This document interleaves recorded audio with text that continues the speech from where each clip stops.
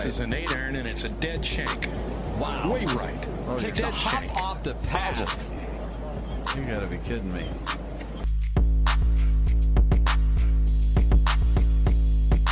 Very tough pitch shot right here. You got to hit it into the hill. One hop up and bite, and it's in. Kind of like that.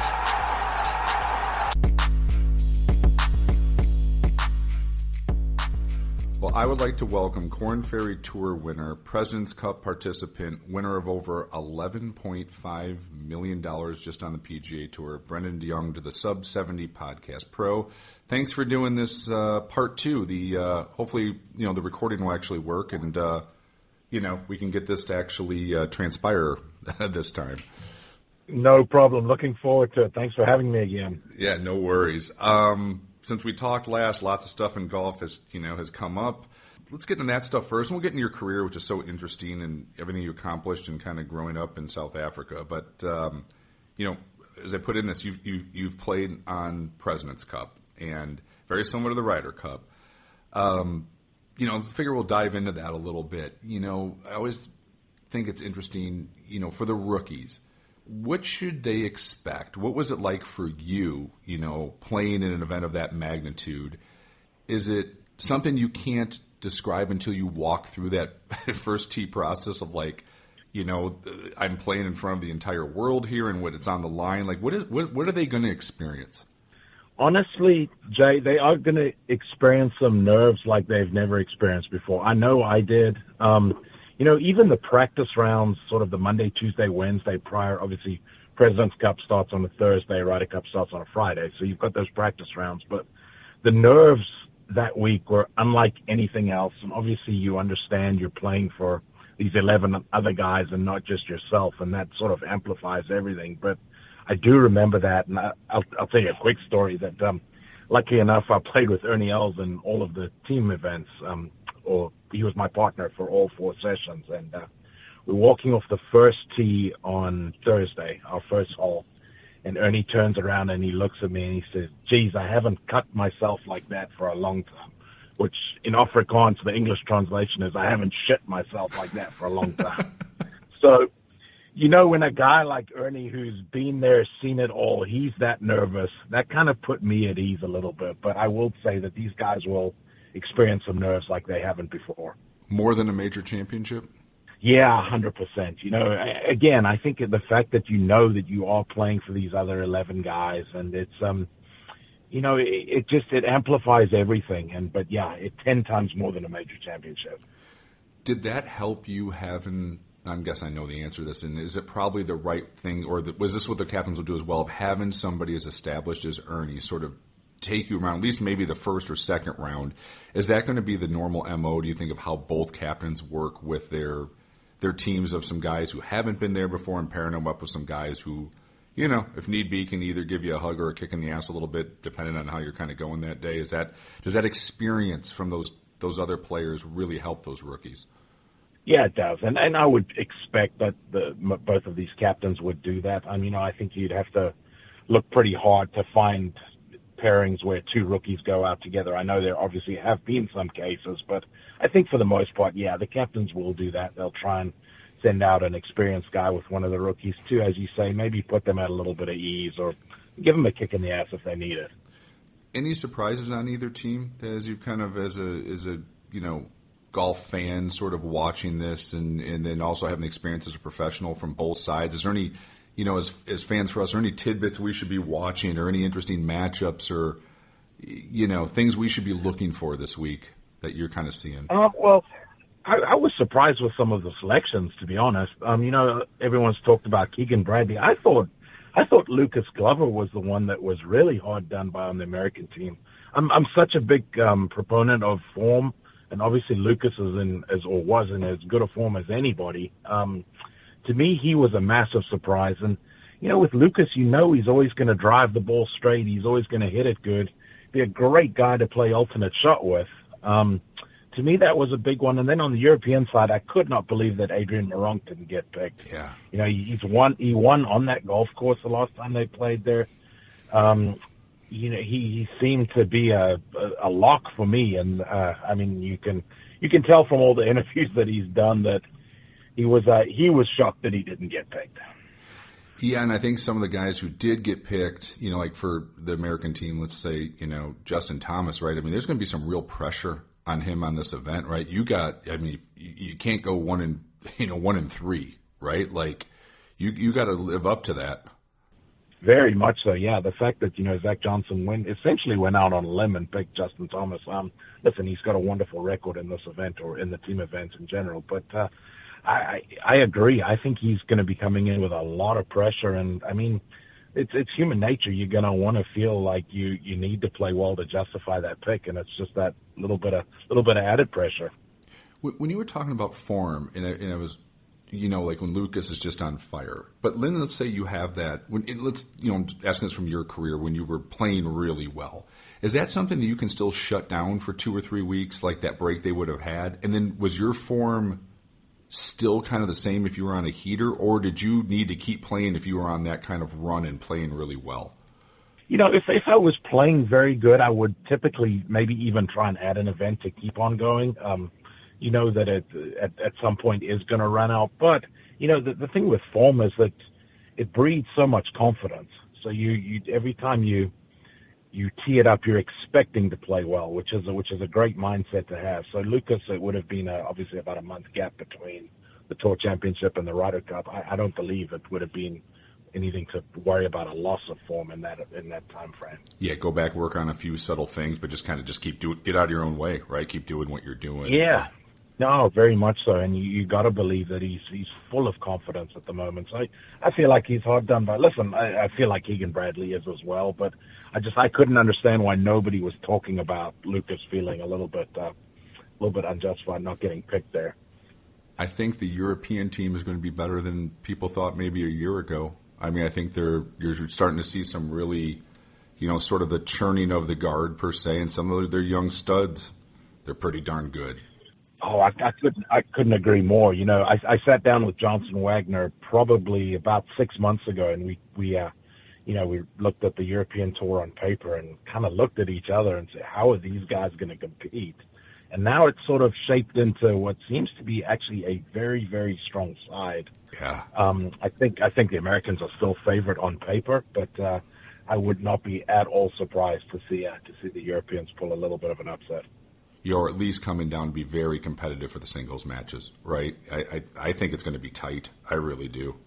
I do too, and I don't think you can ever underestimate that home field advantage. There's going to be a rowdy crowd there, as it always is, and that it goes a long, long way. Plus, obviously, you get to set the golf course up how you feel is best for your players. So it should be interesting. I'm looking forward to it.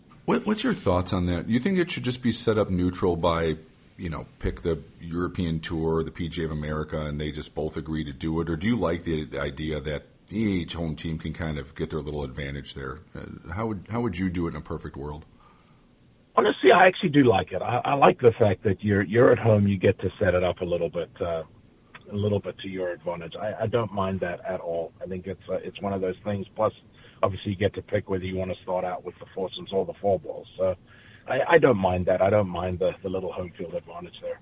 Well, the other topic we got to get to, I didn't see this one coming. We talked a little bit of live golf in our first conversation, and there was some points and counterpoints, and we both agreed. If they offered you a bunch of money and you have a family and you didn't come from a bunch of money, you can understand why the players could take that. It makes sense. I did not see this potential partnership coming together. That's one pro. I thought it was actually a Twitter joke at first, right? Like, is this the Onion doing something, or what's the date? Is April Fool's? It's not.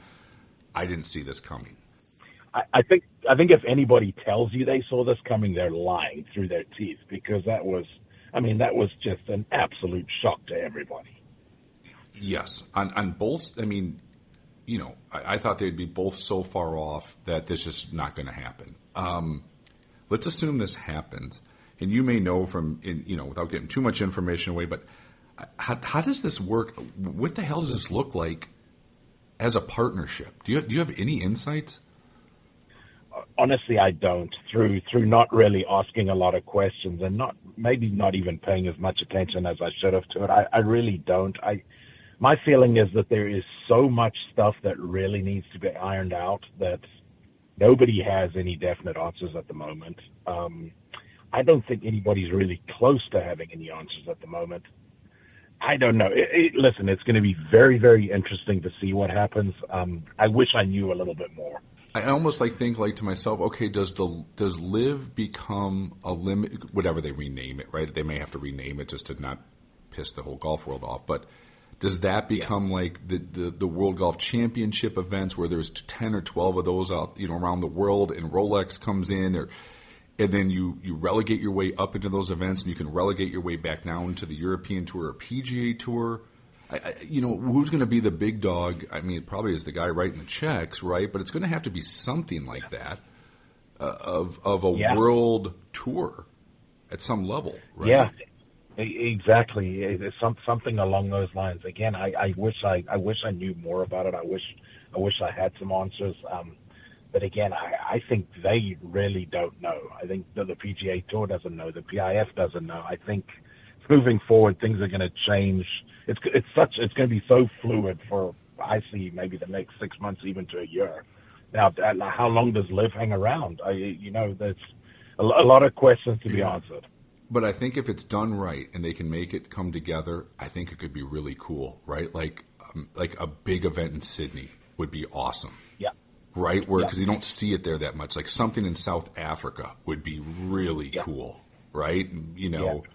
Bring it around the world to these great locations, I think would be so good for golf. And if you see the best players, no matter what, even if it's the PGA Tour, it's called the PGA Tour Elite or whatever it is, wouldn't that be cool to see these things in these different regions around? I mean, you're a world player. You played all around the world. To see these things all over, I think would be awesome. And that's the thing, Jay. I think it could be absolutely wonderful. I don't know if you can do that with the powers that are in there right now with Jay Monahan and Greg Norman. It seems like all bridges are burnt between the two of them. Like, is it something that can be resolved while both of them are still around, or do you need to look for new leadership? Or again, it's just a bunch of questions that need to be answered. Yeah, I agree. I hope they make it work because it's going to be good for golf, and I'm a golf fan. Yeah, that's exactly right. And I think they need to kind of check the ego at the door at some point and say, all right, what is going to be the best product for the golf fan, and let's go from there. Yeah, because if that works, then both sides can say they won, right? Yeah. The sponsors are happy. The tour players like you guys are happy. No more fighting. Greg could exit stage left, and he did what he did. And I can see where if you check your ego, you could make this work. Yeah. Yep. I agree 100%. And you could make an absolutely wonderful product, really. Oh yeah, I'd be keen to watch. I think it'd be great. We'll hope they get there. Yeah, it's going to be interesting. Like I said, talk about a topic no one saw coming. And speaking of South Africa, like you grew up in such an interesting, beautiful countries in Zimbabwe, and the sporting lifestyle that's there. And what was it like growing up there as a young man, and all the sports that you played and playing golf? I imagine it had to be a wonderful place to start your sporting career, and also just a great place to grow up when you were a kid. Yeah, it truly was. It's a sport mad country. Like the sport is everything in that country, from rugby, cricket, golf, football, soccer, as you guys call it over here. That was it. If you played sport, you held some prestige in the country. So I was fortunate enough to play a bunch of sport growing up. It was a requirement for us at school. We had to play 2 winter sports, 2 summer sports. So it was one of those things where you were always on the sports field. And I wouldn't have had it any other way. It was an eye opener for me over here once I had kids that were old enough to play sport. How everything is run by clubs here. Everything is, you got to pay for club sports. For us it was school and school pride, and sport playing sport and the school pride that carried. So it was a great way to grow up, and I honestly wouldn't have changed it for anything. Did you grow up on a really good golf course? I mean, was it something that taught you all the golf shots and made it work? And the backdrop had to be a little bit different than what we see in the States from your surroundings, I have to imagine. Yeah, I was lucky. I grew up on a great golf course. Actually, I was a member at a couple really nice places. And we got treated so well, the junior golfers there. The Zimbabwe Junior Golf put on a great program where we could play a different golf course during school holidays. We could play a different golf course every day of the week for free. How cool And is that? they would block off all the tee times in the morning. So we had the run of the place from sort of 8 o'clock till 1 o'clock every single day at a different golf course. So it was an absolute treat for us. And, as I say, wouldn't have changed it for anything. Who were some of the guys you competed against growing up that kind of made it, professionally in your age bracket that were just tough as nails? You could see the talent, but you loved going head to head with them. I mean, it's such a rich talent of golf in the South African, culture of players that's kind of, are recognizable names around the world. Yeah. We were, obviously I was in Zimbabwe and they were in South Africa, but we would play a lot against the South Africans. So Trevor Immelman's the same age I am. Trevor was one that you watched him and you're like, hang on, this guy's really, really good. And you could see he was groomed to be a pro from a young age. Louis and Charles were a couple years younger, but they were coming up. Got to play a lot with them. Richard Sterney, who played on the European tour for a long time. Yeah, he was out there forever. Played out there for a long time. Brandon Grace as well. Obviously, Brandon's a little bit younger as well, but those were the majority of guys. And you could tell at a young age that all these guys were very, very good. Yeah, and then like I said, I meant that region of Africa. You guys were close enough to each other. You knew who the talent was down there. They knew the best Zimbabwe. I mean, you guys were going to go head to head a little bit at some point in time in battle. Oh yeah, without a doubt. There used to be a World Junior Championships in Japan, and it was only one team from Africa would ever make it. So it would typically be either Zimbabwe or South Africa that would make that the World Championship. So we used to play a lot of test matches against them, and it was always fun going against those guys and seeing where you stacked up. Also, some great, just legends of the game from that region. Nick Price, Mark McNulty, Tony Johnson, all the Gary Player, all those guys, Ernie. What did their mentorship mean to you? How it helped you? The doors that opened. I'm assuming it's a tight fraternity, from the guys from that area of the world. Yeah, very much so. And at the time, Nick Price was world number one, so he would always come back and play the Zimbabwe Open and spend sort of 3 or 4 weeks in Zimbabwe, getting to know some of the younger guys. At that time, I was probably 16, 17, so I was right at the perfect age to go out and play some golf with him and get to know him a little bit. And then we got a little bit closer once I moved over here. I would stay with him down in South Florida every year for the Honda Classic, and we became very, very close. But it was great. He was always very, very generous with his time and spent a bunch of time getting to know some of the younger guys and just explaining the ins and outs of professional golf. Were you scared as hell at first? Like, oh my God, it's my hero, it's Nick Price. Like, I can't even tell you. The first time I met him, I was lucky enough to qualify for the Zimbabwe Open, and as I say, he was world number one, so he was back over there playing, and we both finished our rounds sort of roughly the same time, and we had mutual friends, and somebody introduced me to Nick. That was the first time, and I was a little bit starstruck at the moment. Yeah, but, it's Nick Price, man. It's been great to get to know him pretty well. Yeah, it's cool when your heroes can become a friend, right? It's a neat thing in life, if that can happen every now and then. Yeah, it's fantastic. We're going on a golf trip next month to Ohupi for 3 days. So he's taking a couple of us down there. Hopefully he's paying for it all. But looking forward to that. Should be good time. Have a couple beers and play some golf down there.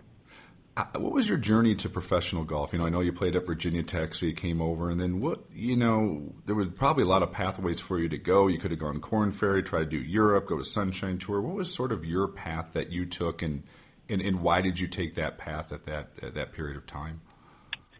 Yeah, I was finishing up at Virginia Tech, and I still had, I think, maybe 6 or 9 hours to get my degree. So I stayed at school and then decided to go to Q school while I was finishing up getting my degree that November or October, whenever it was. So I went to Q school here, and I got through the first time and got my full Korn Ferry card. if I hadn't got my full Korn Ferry card right away, I think I probably would have gone to Europe and tried to play in Europe for a little while. That seemed to be sort of more of the pathway for a lot of the South African, Zimbabwean guys, was go spend a few years in Europe and then play your way over here. But lucky enough, I was able to get through to the finals there, which gave me status on Korn Ferry. And then played a couple years out there. I think I spent 3 years on Korn Ferry before I got my card on tour. And honestly, Jay, it was very, very beneficial. You know, you learned how to be a pro. You learned how to travel. You learned how to manage your time properly. Because obviously, when you're in college, you've got somebody that's doing all of that stuff for you. So you got to figure it out pretty quickly. When you look back, get through Q school's hard, as you well know. Like, was that almost good that you had kind of a backup plan where you could kind of, you're young, you're full of confidence, like, I'm just going to freewheel this, and hey, I made it through stage 1. All right, let's do stage 2. And did it feel like it didn't have the pressure of the world on your shoulders at that time? You know, a little bit. 100%. Yeah, right. Like, it's still pressure, but it wasn't the end of the world if you didn't make it through and try in round 1, let's call it, or you had options beyond this. And honestly, I think when you're coming out of college, there's a level of naivety as well, which helped me. I birdied my last hole to make it on the number to get through Q school, and looking at it now, like, that was a big deal. Back then, like, it didn't even feel like it was a big deal. You don't really comprehend the magnitude of what it is, I think. Now, listen, if you don't get through Q school your first time, then probably you start realizing just how important that kind of stuff is. But I remember, as I say, I birdied my last hole, and somebody came up and said, yeah, you made it through. And I thought to myself, okay, that's great. But it didn't feel like it was that big of a deal. Yeah, then if it was 10 years later, right, it would normally, yeah, right. I mean, yeah, there's something about youth and confidence, right? It's just like, go hit the ball hard, find it, hit it again, get in the damn hole. Yeah, you know, you're 21, you're so damn cocksure at the time that it doesn't really, you don't, as I say, you're just naive enough, I guess, is probably the best way to put it. Yeah, and then winning out there on the Korn Ferry Tour, that had to mean a lot, right? That's validation to the work, and knowing that your game is really getting ready to be a world-class player. Yeah, it was. That was, I think, as I say, I put in my time then. I'd spent a couple years out there. Actually, sorry, I made it to the tour, then I lost my card and went back and spent 1 year on the Korn Ferry Tour, and played really well that year. I think that might have been 2007. But yeah, winning out there was a big deal. You know, I hadn't won anything since college, so it had been 3 years without winning, and then to win a professional event and play well on a really good golf course as well was nice. Looking back, was almost getting your ass kicked that first year on the PGA Tour a good thing, meaning that you kind of knew what you had to work on, and going back to the Korn Ferry Tour made you have that career you had? Yeah, very much so. Very much so. You know, I got out on tour, and I felt like I was ready at the time, but looking back, I definitely wasn't. I played better as the year moved along, but it taught me how to. My weaknesses were certainly exposed. So yes, that year to go back on Korn Ferry and play there was exactly what I needed. I always thought your golf swing was I really liked in the sense that you could eliminate one side of the golf course, and you're starting to see like DJ got really world class. I mean, he's a world class talent, but super star status when he kind of stopped hitting a draw and played a fade. And you're seeing a lot of guys with the modern equipment shuffler, like it looks like very much an anti-left golf swing. I'm guessing at one point in time you played a draw. Every good player does at some point in time. When did it hit you that, look, I'm strong enough, I don't need to hit draws unless I need to, and my stock shot's just going to be the power fade? Like, how did that transpire? Then what did you have to do to your golf swing to kind of be able to, I call it like a professional elimination of one side of the golf course for your stock shot? I know you could hit a draw if you wanted to, but for your comfort zone, just to kind of play that as your normal shot, how did that come about, and when did it hit you that, you know, this is not a bad way to do this? When I put on about 40 pounds and I had to swing around my gut was probably when it hit me that I was going to start hitting fades. No, through college I played a draw, as you say. Most good players do. Through college I played a draw, And then I realized that one that goes quick left doesn't work when you're playing for a living. So probably that first year on Corn Ferry Tour was when I started really, really making a concerted effort to aim down that left side and hit that fade. I worked with a guy down in Charleston, down at Bulls Bay, Ricky Sullivan, and I went to see him. I'd never really worked with a pro much or with a teacher much, and I went to see him and I said, listen, Ricky, I want to eliminate the left side of that golf course. And we kind of set out and did that. And, it took obviously a couple of years to get really, really comfortable with it. But, throughout my career on tour, I was always pretty good driver of the golf ball because I had eliminated that left side of the golf course. And I think the modern equipment helped with that too, right? As you were kind of out there when the balls got less spinny and the drivers got less spinny, and you could then hit the hard fade and it damn near went as far as the draw. So what's the point of taking that risk of the left coming in? Yeah, that's exactly right. The golf ball started spinning a whole lot less. It was difficult to play that fade, especially in the breeze with that spinny golf ball. But yeah, once that ball started spinning a whole lot less, as you say, you're not losing much when you're hitting that fade, and makes it a lot easier. And as you say, nowadays, you don't see many guys that are standing up there and hitting a draw with the driver. It seems like everybody's getting more and more comfortable moving it left to right. Even us amateurs, right? Like I played a draw for years, and my driver's set up to hit the little baby fade, ideally, right? For me, it goes as far as the draw without the, oh my God, I just double crossed myself, right? It's amazing how that's changed. And you can set the driver up to go low spin and just fall off to the right, and you feel like you're turn through and you release it with your body and not as much hands. It's not a bad way to play golf. It really isn't. Yeah. No, it's a great way to play golf. And yeah, that fade, obviously it'll stay in the air a little bit longer. And as you say, if it's not spinning, that's great. Do you still see shots the way still today? Are you still playing kind of the power fade? Is that still your go-to? That's the way you see it? It's the way I see it. When it comes out, it feels great. It's not coming out like that as much as I'd like, but that's through a lot of or little practice, I guess. Yeah. But yeah, if I'm playing well, I still like to see the ball going left to right. I have to ask you about this because I thought it was, in my opinion, it was great on the U.S. Open pairing. I'm going to call it the Burly Man group, where they had you with Shane Lowry and Kevin Stadler. Lowry got upset. Stads, I think, laughed it off. Did it bother you at all? Because as a golf fan, I thought it was great. And, it's not like you guys aren't athletes. I mean, you guys are all three strong as shit. You guys hit the crap out of it, right? I thought it was like the lumberjack group. That's what I kind of called it more, right? It's the Burly Man group, the manly group. Call it that. Right. Yeah. Honestly, I loved it. I thought it was hilarious. I was surprised that Shane got so pissed off. Knowing Shane like I do, I knew him a little bit back then, but he was visibly shaken. He was properly pissed off about that whole thing. Stads was kind of a little bit in between, I think. But honestly, I had no problem with it at all. I think you just got to own it and just go, hit the hell out of it on the first hole and just go own it, right? It's the Burly Man group. Let's go low today, boys. Right. That's right. And I think why Shane got so pissed off was that he had just started getting in the gym.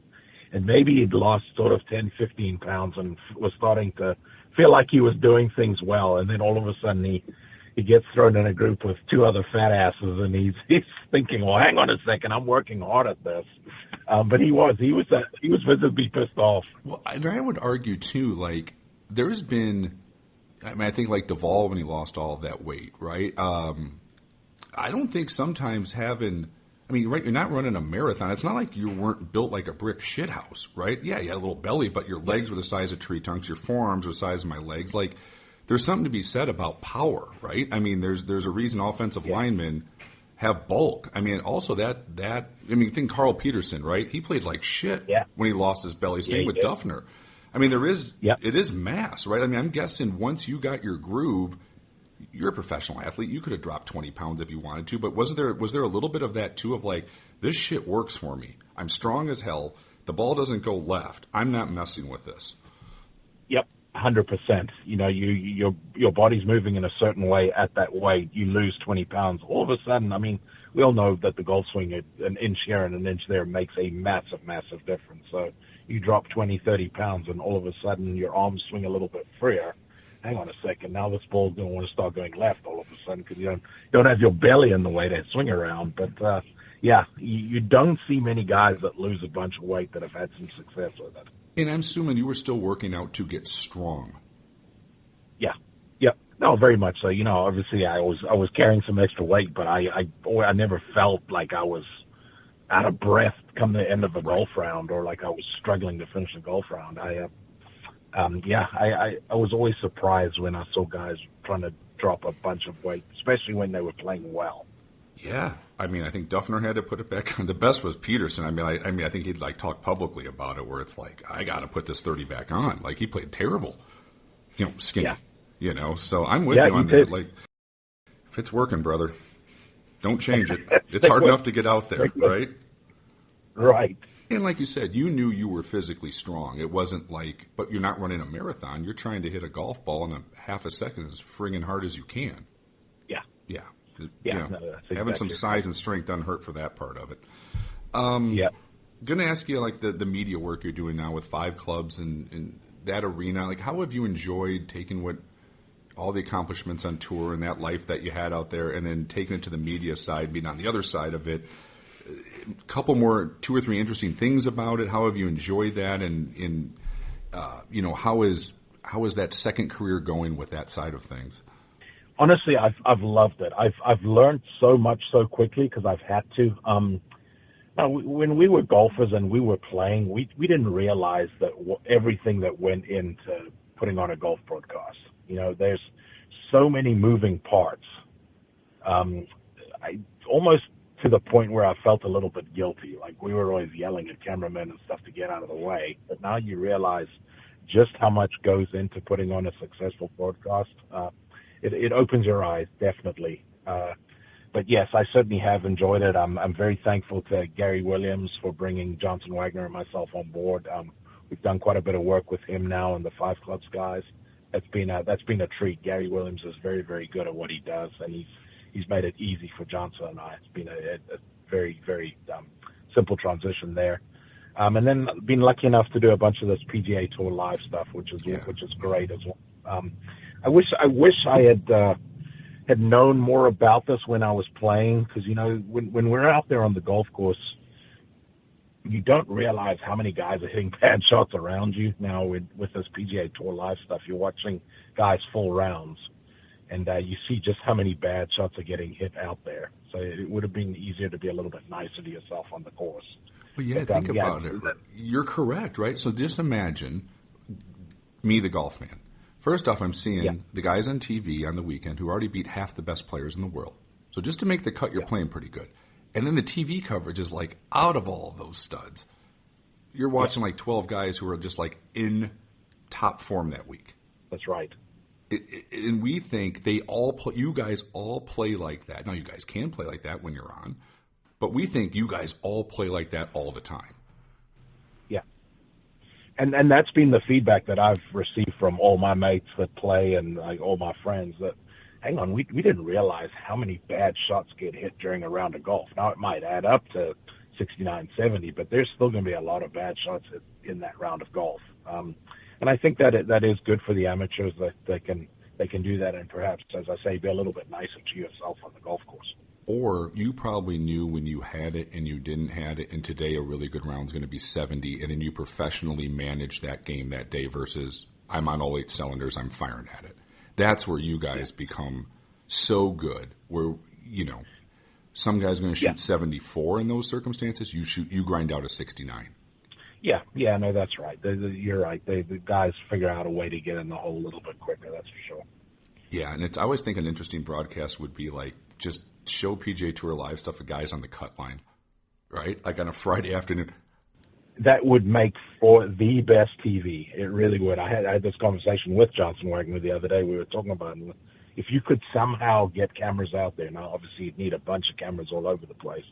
All these guys on the cut line grinding it out. And this has been my biggest argument with these events coming up now. I think, what are they calling it? The Signature Series. Yeah. They're talking about these no-cut events. I hate that. I think it's such a big part of professional golf. And I think it is the best viewing, watching these guys grinding it out on a Friday afternoon. I mean, you're playing for your pride, The best players in the world want to be around for the weekend. Did you just hate missing cuts? I mean, did it just irk the shit out of you of missing a cut? Like, would you just grind with everything you? I mean, I know you're professional golf, but I mean, some guys can just let it go and had a bad week. Did it bother the shit out of you if you missed a cut? Oh man, it was the worst. If you made a stupid bogey on your 17th or 18th hole in the second round to miss the cut by one, there was no worse feeling than that. It was the worst. Which is great motivation, right? And that's why I think that's why I think the coverage would just be so interesting. Even established guys, like when your career was established, I'm sure you still hated it 8 years into your PGA Tour career than you did year one, right? Like what? Like this? Oh, yeah. No. Like, what am I doing? I should be making the cut. I'm a top 50 player in the world. Like, what the blank am I doing? Like, then you kick yourself in the ass, and then also too, it's got to be kind of thrilling when you don't have your best stuff and you pull it out of your ass, knowing that you're just doing it through guts and experience, that you just can do this. And you know, and then you kind of find it on Saturday and Sunday and go low. That's exactly right. The flip side of that was when you birdied your last hole to make the cut. There was no better feeling than that when you birdied 17 or 18 to make it on the number. And then, as you say, I mean, everybody's capable of going out and playing really well on the weekend, and all of a sudden you turn it into a good week.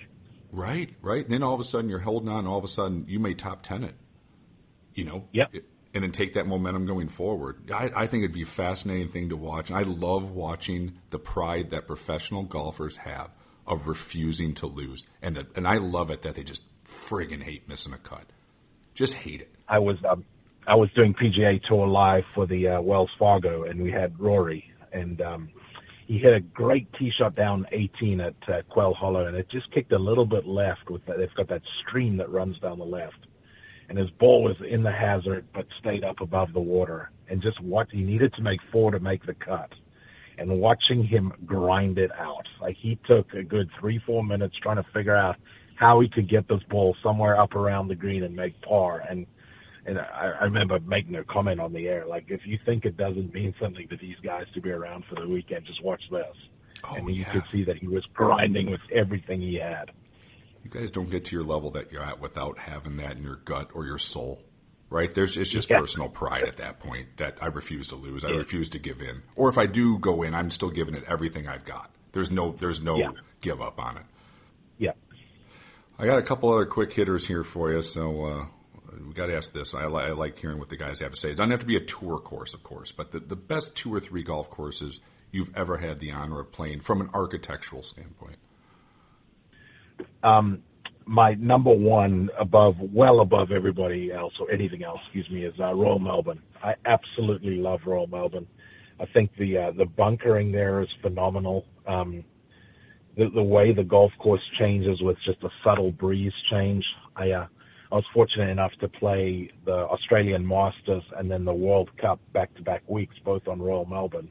So I played the golf course sort of 12, 14 days in a row, and never got once bored at all on that golf course. I thought it was just a architectural masterpiece. That would be number one, way above everything for me.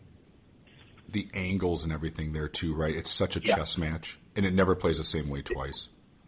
Yeah, exactly. And you move flags, 5 or 6 feet one way or the other, and just completely changes your shots in there. Other ones, I loved Muirfield Village.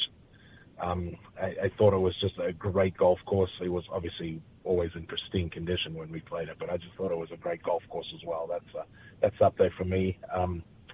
Was never a huge Pete Dye fan, but I did always like Harbour Town. I thought just the way the tee shots were framed through the trees, I liked that. It looked good to my eye. Didn't hurt that I actually had a little bit of success around there. I played pretty well several times, but I always thought that was a good golf course as well.